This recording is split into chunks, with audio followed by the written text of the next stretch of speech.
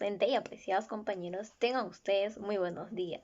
Mi grupo 1 está conformado por Arevalo Coral, Julianit, Coral Estomero, Jacqueline Saraya y mi persona, Barrientos Geri, Milagros Nicole. Y en esta plataforma de clases importante día para mí, es de muy grato placer poder dirigirme a usted, personas que se trazan metas y las cumplen. A continuación le vamos a exponer de un tema de suma importancia, pero antes empezaré formulándoles una pequeña pregunta. ¿Usted sabía que el desarrollo de un niño no es tan fácil como parece? El día de hoy les vamos a exponer acerca del paradigma psicológico de 4 representantes de la psicología. A continuación le pasaré con mi compañera Julia, que les hablará sobre el resumen. Resumen.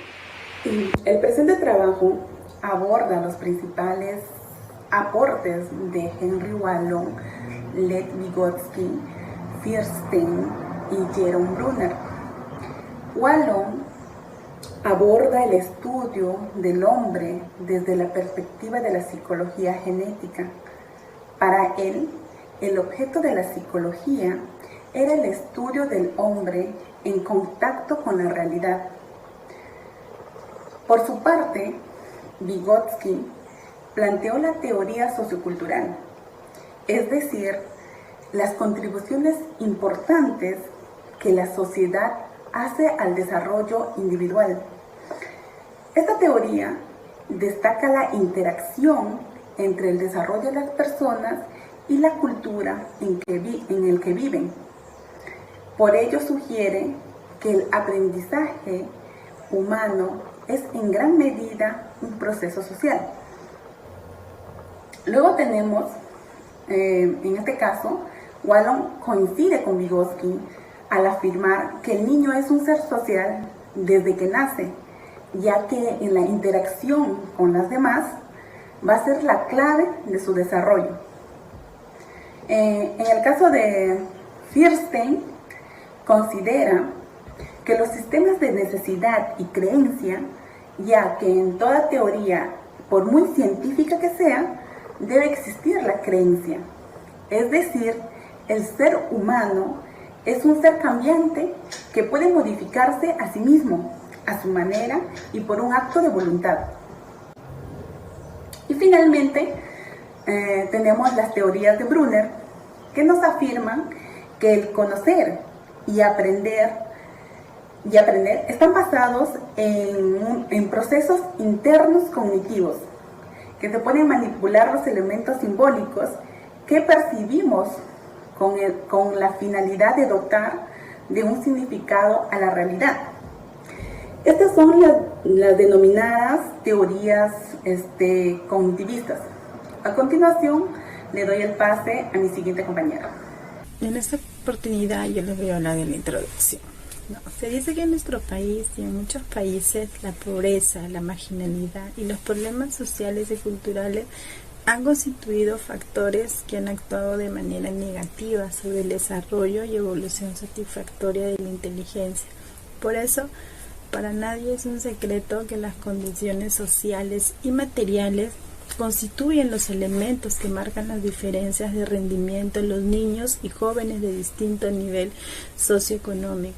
Sin embargo, el aprender hoy en día es un proceso activo, social, en el cual los estudiantes construyen nuevas ideas o conceptos basados en conocimiento actual. Nosotros como estudiantes seleccionamos la información, originamos hipótesis y tomamos decisiones en el proceso de integrar experiencias en nuestras construcciones mentales existentes. Por eso, en cada entorno de desarrollo, una concepción diferente de lo que nos rodea, por lo que cada lenguaje es un factor fundamental. A continuación le doy pase a mi compañera Milagros. El paradigma psicológico de 4 representantes de la psicología. Bueno, comenzaremos hablando de Henry Wallon. ¿Quién fue Wallon? Wallon nació en París en 1879 y falleció en 1963. Fue uno de los psicólogos pedagogos franceses, uno de los pioneros de la psicología genética, que consagró sus estudios, sus investigaciones en la psicología del niño. Describió también el desarrollo mental del niño como una sucesión de estadios, deteniéndose en el análisis de los aspectos cognitivos, biológicos, afectivos y sociales, ya que junto al suizo Jean Piaget y al biólogo Roy Sapkowski es considerado como una de las figuras claves de la psicología moderna infantil.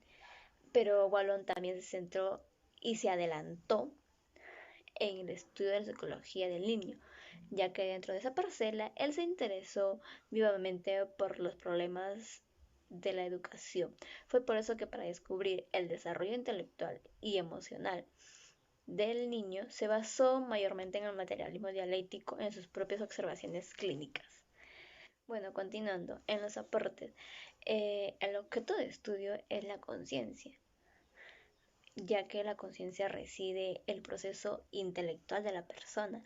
Por eso, el desarrollo de un individuo depende de la conciencia, pero no está presente en el nacimiento, sino que lo constituye socialmente desde la llamada simbiosis afectiva. Por eso trata de explicar cómo el ser humano cambia, transforma y desarrolla la conciencia en base a las relaciones sociales. Teoría del desarrollo de Wallon. Wallon defiende un concepto unitario sobre el individuo, indicando que el desarrollo humano se produce una transición desde lo biológico o natural a social o cultural.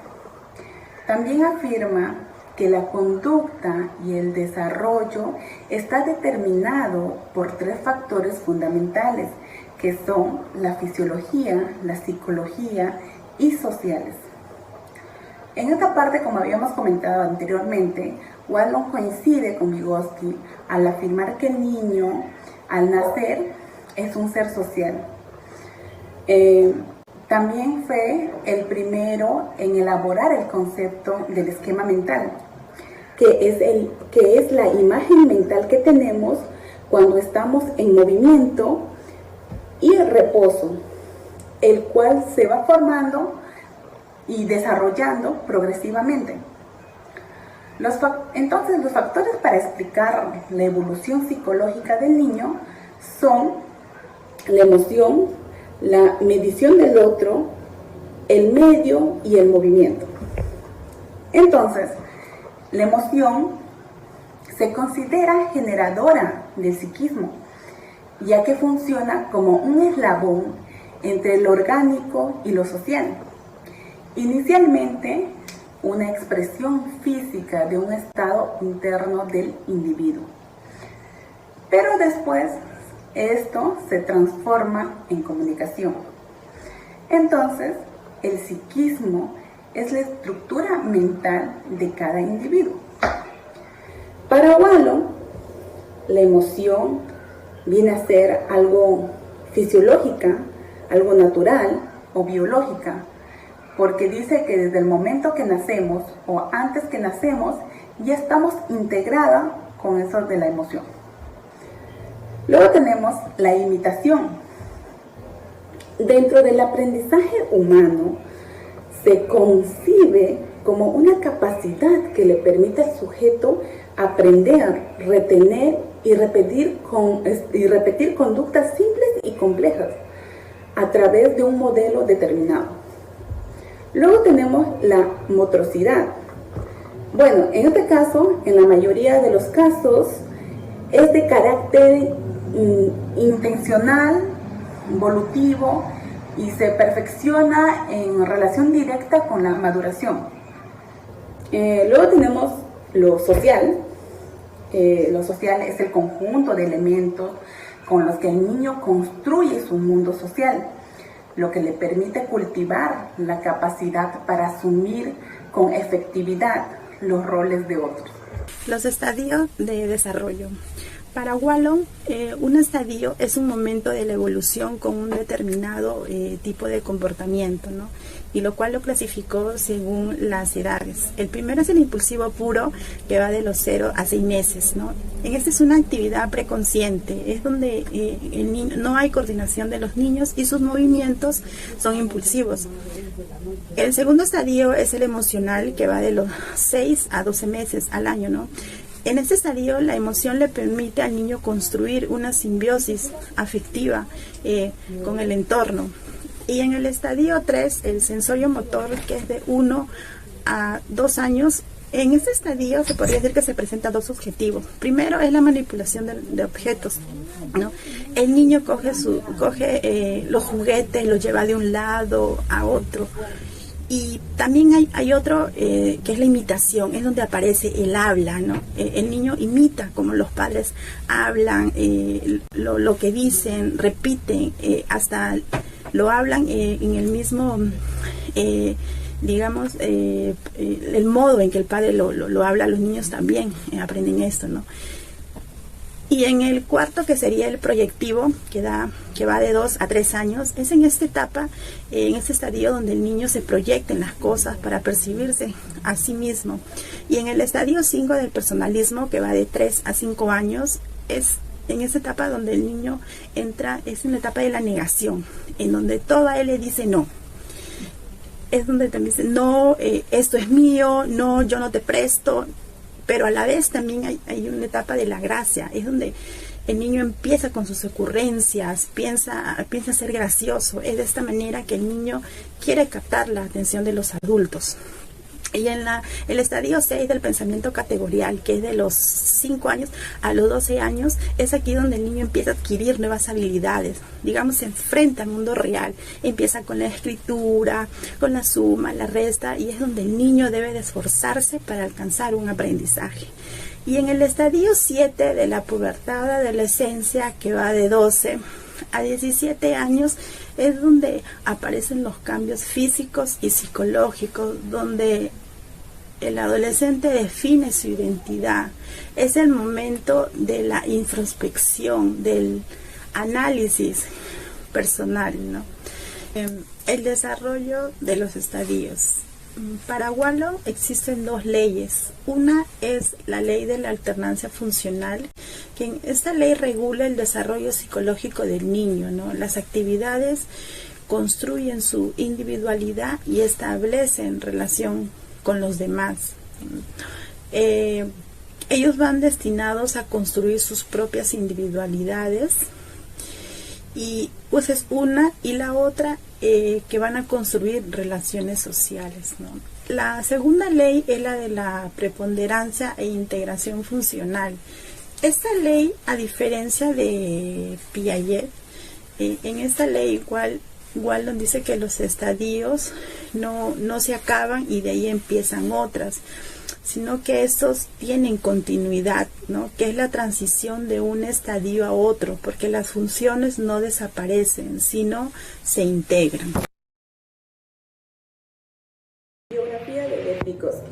Lev Vygotsky nació en Orsha, Bielorrusia, en el año 1896 y falleció en el año 1934 en la ciudad de Moscú. Fue un psicólogo soviético y el fundador de la teoría del desarrollo cultural y social en los humanos. Es considerado uno de los psicólogos más influyentes de la historia. También fue jefe de la orientación sociocultural de la psicología soviética, con sus investigaciones sobre el proceso de conceptualización en los esquizofrénicos y posterior seguimiento con la obra de sus discípulos. También ejerció una gran influencia en la psicología pedagógica occidental. En el año 1917 tuvo lugar la Revolución de Octubre, en la cual Vygotsky destacó notablemente con la fundación de la Rusia soviética. Esto, conjunto con otros hechos personales y sociales, hicieron que se mudara a Moscú para seguir con su recorrido como psicólogo. Pero para su mala suerte, en el año 1919 contrajo tuberculosis, una enfermedad letal en aquel entonces. Por lo que, sabiendo que le quedaba poco tiempo de vida, Vygotsky se esforzó al máximo en sus investigaciones, convirtiéndose rápidamente en una figura muy respetada dentro del mundo de la psicología, formando a grandes psicólogos como Alex Luria, un eminente neuropsicólogo ruso. En aquella época, pues la psicología se encontraba en un momento de crisis, encendida en dos tendencias opuestas. Por un lado, se encontraba la psicología fisiológica o explicativa de Wilhelm Wundt y Hermann, y por el otro lado, la psicología descriptiva. Entonces Vygotsky intentó explicar significativamente todos los procesos psicológicos, desde lo más elemental a lo más complejo, defendiendo siempre de los procesos mentales superiores, considerándolos de naturaleza siempre social. Sin embargo, el planteamiento del origen social de los procesos psicológicos llevó a Vygotsky a un nuevo enfoque en la valoración del desarrollo mental del niño. Fue así que muchos años después, en las últimas etapas de su vida, Vygotsky comenzó a estudiar medicina, buscando en ello una explicación de la organización neurológica de las funciones mentales superiores. Había estudiado mentales superiores que habían estudiado antes desde otra perspectiva. Por ello, trabajó inicialmente en Gómez como profesor de psicología y después se trasladó a Moscú, donde se convirtió muy pronto en una figura central para la psicología. Bueno, comenzamos hablando de los aportes de Vygotsky. Bueno, uno de los aportes de Vygotsky sería la fundación de la teoría sociocultural. Bueno, en esta teoría mayormente Vygotsky intentó explicar el origen de la conducta humana, por lo que él lo define que todos nosotros desarrollamos nuestra forma de ser en la infancia y que lo que más lo condiciona es el entorno en el que crecemos, ya que por ello Vygotsky afirma que el contexto y el entorno sociocultural en el que vivimos determina nuestro desarrollo cognitivo y emocional. El otro aporte sería la importancia del lenguaje de la conducta. Bueno, mayormente acá Vygotsky observó cómo variaba a lo largo de la vida dependiendo del contexto social y cómo esto nos va haciendo cambiar, ya que sostiene que el lenguaje es el instrumento más importante del pensamiento y que así lo puede determinar el desarrollo de este. Por eso él mayormente lo defiende y dice que la existencia de estadios de desarrollo del habla preintelectual, así como también de la existencia de estadios del desarrollo del pensamiento prelingüístico. Zona de desarrollo próximo. Otra de las grandes aportaciones de Vygotsky a la pedagogía es la elaboración del concepto de zona de desarrollo próximo, el cual hace referencia a la frontera en lo que un niño puede hacer por sí solo y aquello que para conseguirlo requiere de la presencia de un adulto. La influencia en el sistema educativo. Gracias a sus aportes, Vygotsky hace que tuviera y sigue teniendo un gran impacto en las características del sistema educativo. Gracias a él, la educación se basa en primer lugar en potenciar el lenguaje oral, para que a partir de ahí el niño crezca emocionalmente. Por ello, actualmente la educación se entiende como un proceso de colaboración entre niños y maestros, donde los más pequeños deben siempre intentar resolver por ellos mismos los problemas. entendiendo que cada sistema educativo debe diseñarse de acuerdo al contexto social, cultural e histórico del ambiente donde sus alumnos están creciendo. Biografía de Reuben Feuerstein. Nació en Boston, en Rumania, en el año de 1921. Fue uno de los 9 hermanos. En 1940 asistió a la escuela para profesores en el Teachers College y entre 1942 y 1944 ingresó a la Universidad de UNESCO. En 1944, por la invasión nazi, tuvo que emigrar a Israel antes de obtener su grado en psicología. Ya en 1945, en el mandato palestino, enseñó a niños sobrevivientes del Holocausto, donde se dio cuenta que los niños necesitaban atención. Es ahí donde empieza su carrera de atender las necesidades psicológicas y educativas de los niños emigrantes.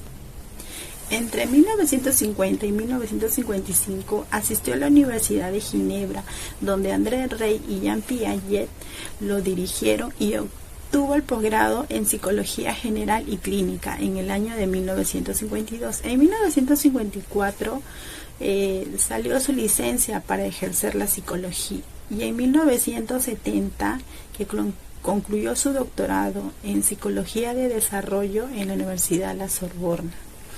Los campos más importantes de estudio fue la psicología del desarrollo, clínica y la cognitiva. Y murió el 29 de abril del 2014 en Jerusalén, Israel. La teoría de la modificabilidad estructural cognitiva de Feuerstein. Esta teoría nos explica que el maestro es el principal agente de cambios y transformación de estructuras deficientes del alumno con dificultad de aprendizaje, dotado pues de formación cognitiva, metodológica y ética humanística, ya que el ser humano es un ser cambiante que se puede modificarse a sí mismo y de esa manera puede mejorar sus relaciones intelectuales por un acto de su voluntad propia. Asimismo, Feuerstein concibe el organismo humano como un organismo abierto, receptivo al cambio, cuya estructura cognitiva puede ser modificada. Aunque Feuerstein pone énfasis en el desarrollo cognitivo y no en el desarrollo emocional, pues plantea que, considerando la sociedad y sus cambios, el niño no va a ser feliz si no se adapta a esos cambios. Feuerstein plantea, entre otras, tres características fundamentales que deben estar siempre presentes. El primero es el criterio de intención y reciprocidad, que es cuando existe una intencionalidad clara al enseñar o transmitir algo. Por ello, el objeto que tiene y debe transmitir debe ser claro y preciso. Bueno, este consiste en lograr implicar a la persona en la experiencia, captando su atención y provocándole curiosidad e interés. Bueno, luego tenemos lo que es criterio del significado, que consiste en dar sentido a los contenidos y a las alternativas pedagógicas, ya que es la búsqueda del porqué, el razonamiento y la forma lógica de expresar el pensamiento. Y la tercera es el criterio de trascendencia, que significa ir más allá de la situación o necesidad inmediata que motivó la intervención. No se refiere solo a una generalización, se refiere a una generalización en otras áreas, sino que cada situación producida en una intervención sirva para otras situaciones que pueden tener causa o efecto. La teoría de la autoplasticidad. Bueno, aquí mayormente Feuerstein permitió al sujeto adaptarse y ponerse al día con los cambios, ya que así preparándole para enfrentar a retos del mundo globalizado. La teoría del desarrollo próximo. Bueno, mayormente en esta teoría es uno de los argumentos que más llamó la atención a Feuerstein, en la cual fue la teoría sobre la potenciabilidad humana, que en su famoso libro Las funciones psíquicas superiores, como se llama, Vygotsky menciona el caso de dos alumnos, en las cuales se les ha evaluado a nivel consciente intelectual mediante una prueba psicométrica. Ahora les voy a hablar acerca de John Brunner. Bueno, ¿quién es Brunner? Brunner nació el 1 de octubre de 1915 en la ciudad de Nueva York, en el seno de la familia judía.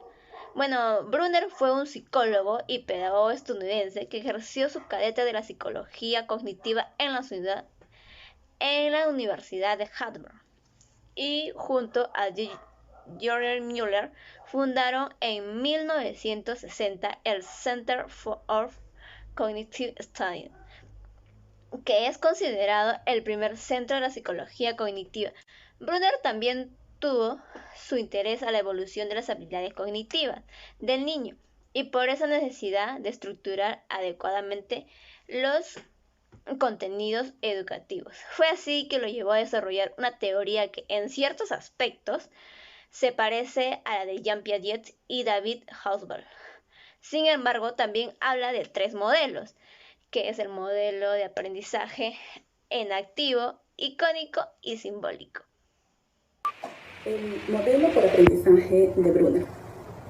Al respecto, Brunner distingue 3 sistemas de procesamiento de la información con los cuales el individuo transforma la información que llega y construye modelos de la realidad, la acción, las imágenes, el lenguaje, y esto derivan 3 modalidades. La primera modalidad es el modelo inactivo, que es cuando se aprende haciendo cosas, actuando, imitando, manipulando objetos. Es este el modelo que usamos con mayor frecuencia los niños pequeños, ya que al decir en verdad es prácticamente la única forma en que un niño pueda aprender en el desarrollo sensomotor.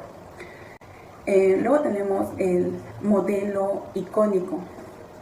Este presenta la transmisión de lo incompleto y lo abstracto, que implica el uso de imágenes o dibujos en general que pueden servir para aportar información más allá de ellas mismas, ya que se adquiere una importancia creciente a medida que el niño crece y se insta a aprender conceptos y principios no demostrables fácilmente, como por ejemplo los conocimientos sobre nombres de países extranjeros, las vidas de personajes famosos y otras cosas.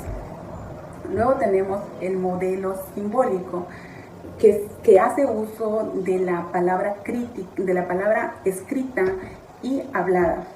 Por ello, el lenguaje es el principal sistema simbólico que utiliza el adulto en sus procesos de aprendizaje, ya que aumenta la eficacia con el que se adquiere y se almacenan los conocimientos. Por eso es el modelo más utilizada y eficaz a medida que el niño pasa del estadio de las operaciones concretas al estadio de las operaciones formales. No obstante, también aparte de describir las diferencias formales del proceso de la información, Brunner subraya la importancia de la categorización en el desarrollo cognitivo. Teoría de la instrucción, dice. Con esta teoría, Brunner pretende que el individuo logre organizar e integrar una información con otra que ha sido anteriormente aprendida. Su interés, la evolución de las habilidades cognitivas del niño y la necesidad de estructurar adecuadamente los contenidos educativos que lo llevó a desarrollar esta teoría, es donde señala 4 principios. Principio de la motivación. Es la predisposición o disposición de la persona para el aprendizaje. Principio de estructuración. el nivel de desarrollo cognitivo y de comprensión del individuo, el principio de secuenciación, el orden del contenido influye en la facilidad con que se produce el aprendizaje, y el principio de reforzamiento de la respuesta favorable a una persona afecta a las conductas posteriores a esta.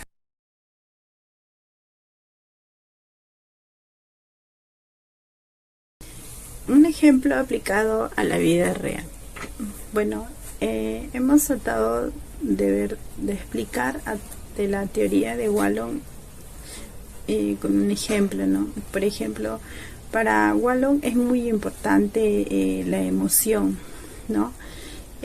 Digamos que cuando un bebé está triste, es ahí donde está la emoción, ¿no? Lo que sigue es el movimiento, ¿no? Que cuando el bebé llora, entonces de ahí es donde viene la interpretación de los padres, ¿no? Cuando los padres interpretan el llanto del niño,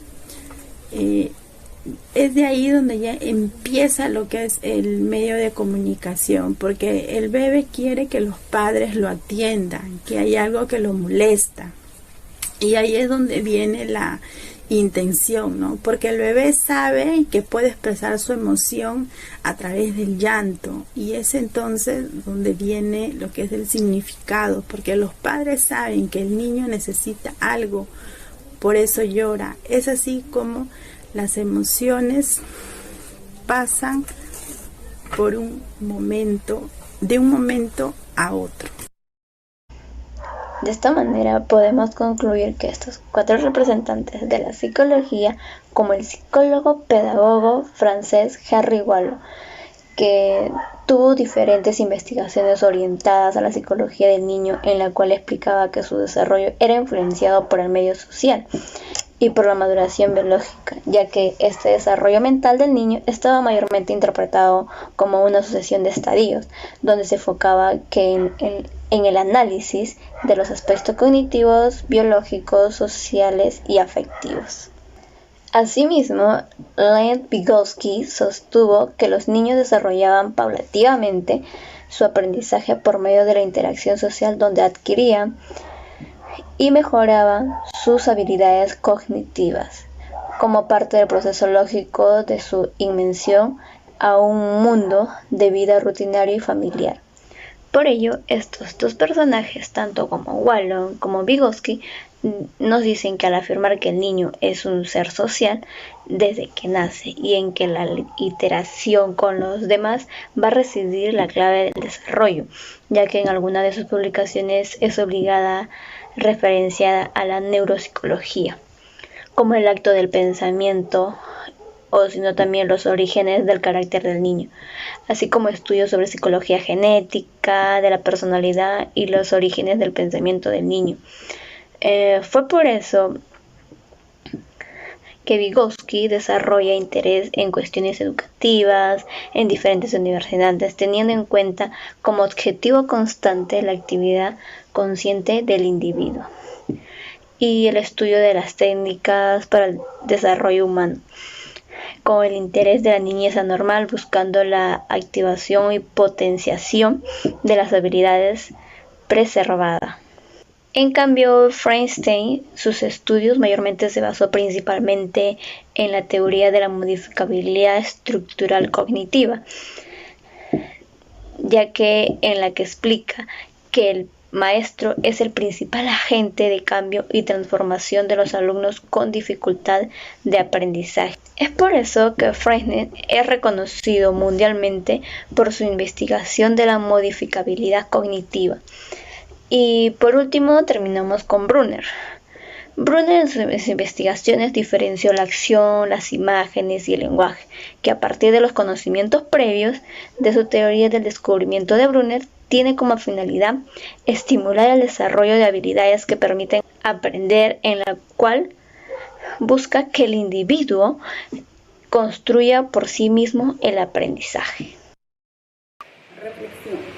Una de las reflexiones más relevantes que descartamos en este presente trabajo de investigación hace referencia a la vital labor altruista en el campo de las neurociencias, puesto a que cada uno de ellos a lo largo de su vida profesional realizaron hallazgos que permitieron lo que hoy en día es posible dentro del campo referido. Por lo tanto, esperemos que en este trabajo de investigación haya contribuido con ustedes para de esa manera reforzar nuestros conocimientos sobre la psicología.